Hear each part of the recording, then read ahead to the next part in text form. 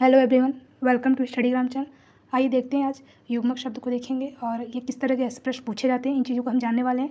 तो युग्म शब्द क्या होता है? तो ऐसे दो शब्द होते हैं जिसको पढ़ने में या फिर उच्चारण करने में लगभग समान से दिखाई देते हैं या समान से प्रतीत होते हैं, किंतु जो उनके अर्थ होते हैं, दोनों के जो अर्थ होते हैं वो अलग अलग यानी भिन्न भिन्न होते हैं। तो उन्हीं को हम युग्म शब्द कहेंगे या फिर युग्मक शब्द कहेंगे, या इसको श्रुति सम भिन्नार्थक शब्द भी कह सकते हैं, या फिर समोच्चरित प्राय भिन्नार्थक शब्द भी कहते हैं। तो इसके जो प्रश्न है उसको देखेंगे कि किस तरह से ऐसे प्रश्न पूछे जाते हैं, और ये जो प्रश्न है ये विभिन्न परीक्षाओं में पूछे गए हुए हैं। तो पहला प्रश्न है कि किस शब्द युग्म का अर्थ भेद सुमेलित नहीं है। तो ऑप्शन है अवधि अवधि, द्वीप द्वीप, अविराम अभिराम, उदार उधार। तो इसमें कौन सा सुमेलित नहीं है? तो पहला वाला ऑप्शन इसमें जो सुमेलित नहीं है, बाकी दूसरा तीसरा चौथा वो सही है। तो पहला वाला कैसे सही नहीं, इसको देखते हैं। तो जो अवधि यानी छोटी की मात्रा जिस पे लगी अवधि, उसका मतलब होता है समय सीमा, और अवधि का मतलब होता है एक भाषा। इसलिए इसमें जो ऑप्शन में ये मतलब विपरीत दे दिया, उल्टा दे दिया, इसलिए पहला वाला गलत होगा। और इसमें जो द्वीप द्वीप है यानी जो छोटी की मात्रा लगी द्वीप में, उसका मतलब हाथी होता है, और द्वीप जिसमें छोटी की मात्रा लगी द्वीप में, उसका मतलब टापू होता है। अविराम मतलब निरंतर, अभिराम मतलब सुंदर, उदार मतलब होता है दानशील, और उद्धार मतलब भला करना। तो दूसरा तीसरा चौथा सही है। अब दूसरा प्रश्न देखते हैं कि पशु पाशु पढ़ का क्रमशः सही अर्थ कौन सा है, शब्द युग्म बताना है। तो पशु पाशु पढ़, तो इसका जो राइट आंसर है तीसरा वाला सही, यानी पशु मतलब जानवर होता है, पाशु मतलब रेत होता है, और पढ़ मतलब मूल्य।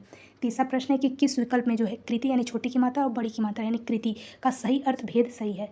तो निपुण, रचना, संपन्न, श्रद्धेय, रचना चतुर, श्रद्धेय, संपन्न। तो इसका राइट आंसर देखते हैं, यानी तीसरा सही, यानी कृति का मतलब रचना होता है और कृति का मतलब चतुर होता है। आगे देखते हैं, चौथा प्रश्न है कि अनल और अनिल शब्द युग्म का सही अर्थ कौन सा है।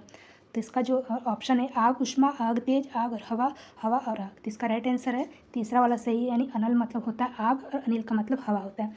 आगे देखते हैं पांचवा प्रश्न के अर्थभेद की दृष्टि से समश्रुति भिन्नार्थक शब्द युग्म का कौन सा, आगे देखते हैं कौन सा विकल्प सही है। विकल्प सही बताना है। तो इसमें जो दूसरा वाला ऑप्शन है वही सही है, और बाकी पहला तीसरा चौथा गलत है। तो कैसे सही है? तो अपत्य का मतलब होता है संतान, और अपत्य का मतलब होता है जो बीमार के लिए उपयुक्त ना हो, और लग गया तो ना हो इसलिए लिखा है। तो अपत्य मतलब संतान, और अपत्य मतलब जो बीमार के लिए उपयुक्त ना हो उसे अपत्य कहते हैं, और बाकी जो पहला तीसरा चौथा वो गलत है। आगे देखते हैं आभरण और आमरण शब्द युग्म का सही अर्थ भेद बताना है। तो इसका तीसरा ऑप्शन सही है, यानी कि आभरण मतलब आभूषण होता है, और आमरण मतलब मृत्यु पर्यंत। आगे देखते हैं सातवां प्रश्न कि किस क्रमांक में जो है शब्द युग्म का सही अर्थ भेद सही है। तो इसमें भी सही बताना है। तो इति इति, भवन भुवन, कुलश कलश, जलद और जलद। तो इसमें जो राइट आंसर है इसका पहला वाला सही है, यानी इति जिसमें छोटी की मात्रा लगी इति में, उसका मतलब समाप्ति होता है, और इति यानी बड़ी की मात्रा लगी इति, उसका मतलब विघ्न या इसको देवी प्रकोप भी कहते हैं। आगे देखते हैं आठवां प्रश्न कि इनमें से किस शब्द युग्म का सही अर्थ भेद नहीं है। तो नहीं बताना है। तो दिन दिन, द्वीप द्वीप, अभिज्ञ अभिज्ञ, अवधि अवधि। इसमें जो नहीं बताना तो इसका जो राइट आंसर है चौथा वाला, जो कि नहीं सही है। अवधि अवधि ये सही नहीं है। और बाकी देख लेते हैं तीनों कैसे सही है। तो दिन दिन का जिसमें छोटी की मात्रा लगी दिन मतलब दिवस होता है, जिसमें बड़ी की मात्रा दिन मतलब गरीब होता है। द्वीप छोटी की मात्रा लगी वो हाथी होता है, द्वीप का मतलब टापू। अभिज्ञ मतलब जो जानकार होता है उसको अभिज्ञ कहते हैं, और अविज्ञ मतलब मूर्ख होता है। विज्ञ मतलब जानकार यानी कि विद्वान कहते हैं, और अलज्ञ इसलिए यहाँ पर मूर्ख हो जाएगा। आगे देखते हैं उपल और उत्पल का शब्द युग्म सही अर्थ कौन सा है। तो इसका जो राइट आंसर देख लेते हैं। तो उपल का मतलब तीसरा वाला ये राइट आंसर है। उपल का मतलब होता है पत्थर, और उत्पल का मतलब कमल। आगे देखते हैं किस शब्द युग्म का जो अर्थ भेद सही नहीं है, नहीं बताना है। तो इस चीज़ को भी देखना कौन सा सही लिखा है, कौन सा सही नहीं लिखा है।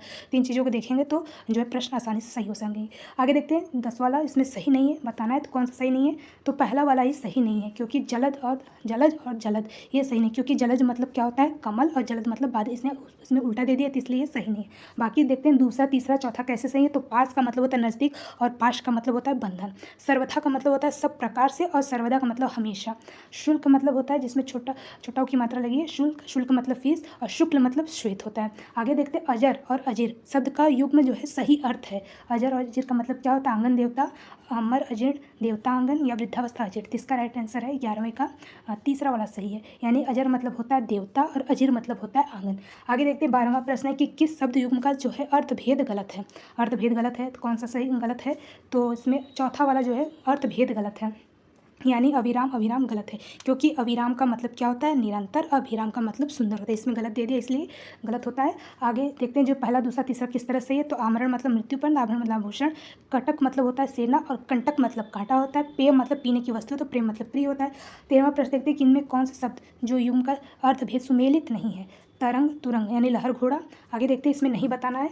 इसका आगे देखते हैं तो 13 नंबर है, 13वां प्रश्न है पथ पथ पथ रास्ता स्वास्थ्यप्रद आहार तरणी तरुणी प्रसाद और प्रासाद। तो इसमें सही नहीं बताना, तो तीसरा जो है गलत है, यानी तरणी और तरुणी ये गलत है, क्योंकि तरणी का मतलब होता है नाव और तरुणी का मतलब युवती। इसमें गलत दे दिया है, इसलिए उल्टा करके दे दिया, तो इसलिए ये गलत हुआ। बाकी देखते हैं पथ का मतलब होता है रास्ता, पथ्य मतलब जो स्वास्थ्यप्रद आहार होता है, प्रसाद मतलब होता है अनुग्रह, प्रासाद यानी कि जिसमें प्रासाद मतलब उसका भवन होता है। आगे देखते हैं कि 14वां प्रश्न है कि निम्नांकित शब्द युग में क्रमशः जो है बिल्कुल नया एवं नाट्य क्रीड़ा का आशय प्रकट करने वाला शब्द युग्म कौन सा सही है। तो मतलब क्या होता है बिल्कुल नया एवं नाट्य, इसका कौन सा युग्म सही है तो बताना है। तो पहला वाला सही, यानी कि अभिनव और अभिनय, यानी जो बिल्कुल नया हो उसको अभिनव कहते हैं, और नाट्य जो अभिनय यानी क्रीड़ा के लिए किया जाता है, नाट्य क्रीड़ा उसको अभिनय कहते हैं। तो बिल्कुल नया मतलब जो अभिनव होता है उसको नया कहते हैं अभिनव, और नाट्य क्रीड़ा मतलब अभिनय। आगे देखते हैं 15वां प्रश्न कि क्रमशः जो है सुई और स्वच्छ अर्थ जो प्रकट करने वाले शब्द युग्म कौन सा है। तो किसका बताना, सुई और स्वच्छ का, यानी सूची सूची सूची सूची। इस तरह से जो पहला वाला ऑप्शन ये सही है, यानी कि जो सुई का मतलब होता है सूची और स्वच्छ का मतलब क्या होता है, अर्थ क्या होता है, स्वच्छ का सूची कहते हैं। आगे देखते हैं 16वां प्रश्न कि निम्नांकित में किस युग्म शब्द का अर्थ भेद सुमेलित नहीं है, नहीं बताना है। तो गृह गृह, नर नारी, दीन दीन, प्रेषण प्रेक्षण, तो नहीं बताना इसमें। तो चौथा वाला जो प्रश्न वो गलत है, यानी प्रेषण प्रेक्षण, यानी प्रेषण देखना प्रेक्षण भेजना, तो इसमें यही गलत है, यानी प्रेषण मतलब होता ही भेजना और प्रेक्षण मतलब देखना, तो इसमें उल्टा करके दे दिया, तो इसलिए गलत है। देख लेते पहला वाला कैसे सही। तो गृह का मतलब नक्श होता है, गृह का मतलब घर होता है, नर मतलब पुरुष, नारी मतलब स्त्री, दिन जिसमें छोटी की मात्रा लगी यानी दिवस, और जिसमें बड़ी की मात्रा दिन मतलब दैनिक। आगे देखते हैं 17वां प्रश्न अभिज्ञ का जो सही अर्थ कौन सा है। तो इसका राइट आंसर तीसरा है, यानी अभिज्ञ की मतलब जानकार, अभिज्ञ की मतलब मूर्ख। आगे देखते हैं 18वां प्रश्न कि किस क्रमांक में इंदिरा इंदिरा या फिर इंदिरा शब्द युग्म सही अर्थ भेद है। तो इंदिरा का मतलब क्या होता है, इंदिरा का मतलब क्या होता है। 18वां का राइट आंसर है चौथा, यानी चौथा वाला ऑप्शन, यानी इंदिरा मतलब होता है लक्ष्मी, और इंदिरा मतलब इंद्र की पत्नी शची को इंदिरा कहते हैं, इंदिरा का नाम मतलब लक्ष्मी को इंदिरा कहते हैं। आगे देखते हैं 19वां प्रश्न कि निशाकर और निशाचर जो शब्द युग्म सही अर्थ कौन सा है। तो 19वां का निशाकर निशाचर का मतलब क्या होता है। तो इसका राइट आंसर है चौथा है, यानी निशाकर मतलब चंद्रमा कहते हैं और निशाचर मतलब राक्षस। आगे देखते हैं 20वां प्रश्न की उर या फिर उरु शब्द का उचित युग्म बताना है। तो उर मतलब और उरु मतलब क्या होता है। तो इसका राइट आंसर देखते हैं 20वां का चौथा सही है, यानी उर मतलब हृदय होता है, उरु मतलब जंग।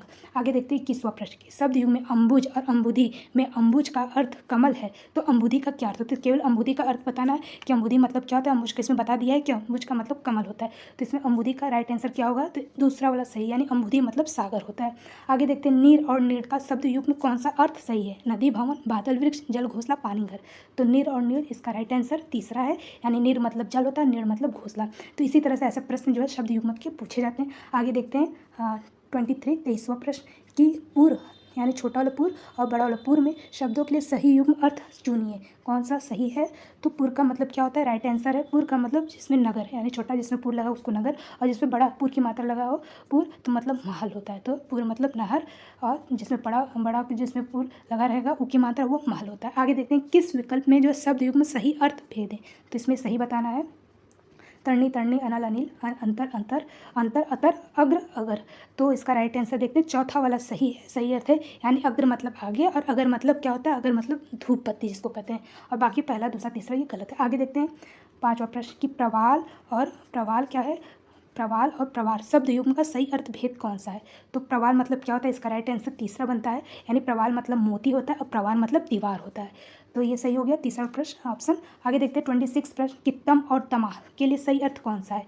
प्रत्यय, रात्रि, रात्रि सबसे अधिक अंधकार, रात्रि, रात्रि स्त्री। तो तम तमा का मतलब क्या अर्थ होता है। तो 26 का राइट आंसर तीसरा है, यानी तम का मतलब होता है अंधकार और तमा मतलब रात्रि होता है। इन चीज़ को जानिएगा। आगे देखते हैं 27 कि निम्नलिखित में कोश और कोश शब्द युग्म का सही अर्थ भेद बताना है। तो कोश और कोश का राइट आंसर देखते हैं। तो दूसरा वाला सही है, यानी कि कोश मतलब होता है खजाना, और कोश यानी शलजम वाला जो है कोश उसका मतलब क्या होता है, शब्दों का संग्रह। आगे देखते हैं 28 प्रश्न कि अन्न और अन्य का क्रमशः सही अर्थ बताना है। तो इसका राइट आंसर देखते हैं 28 का, तो तीसरा वाला सही, यानी अन्न मतलब क्या होता है, अनाज, और अन्य मतलब दूसरा। आगे देखते हैं 29वां प्रश्न कि किस विकल्प में जो युग्म शब्द का अर्थ भेद सुमेलित नहीं है, नहीं बताना है। गृह गृह, गृह गृह, प्रेक्षक प्रेक्षक, दिन दिन, और अभिराम अभिराम। तो इसमें 29 वाला जो है दूसरा वाला गलत है, यानी प्रेक्षक प्रेक्षक वही चीज़ इसमें दूसरा वाला गलत है, तो बाकी पहला तीसरा चौथा सही। आगे देखते हैं जरठ और जठर का शब्द युग्म सही बताना है कि जरठ मतलब क्या होता है, जठर। तो इसका राइट आंसर तीसरा का है 30 का चौथा प्रश्न, नहीं चौथा ऑप्शन सही है, यानी जरठ का मतलब होता है बूढ़ा और जठर का मतलब होता है पेट। आगे देखते हैं 31वां प्रश्न कि निम्न में सही अर्थ युक्त शब्द युग्म छाटिए। तो सही इसमें बताना है क्षति, हानि, क्षति, नुकसान, अम्बा, अवश्य, अम्बु, अभी, और जलद, बादल, जलद, कमल, ग्रंथि, गांठ, ग्रंथ, पुस्तक।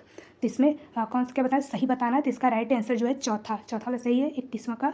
तो कैसे सही है, तो ग्रंथि मतलब गांठ होता है और ग्रंथ मतलब पुस्तक होता है। बाकी पहला, दूसरा, तीसरा जो कि गलत है।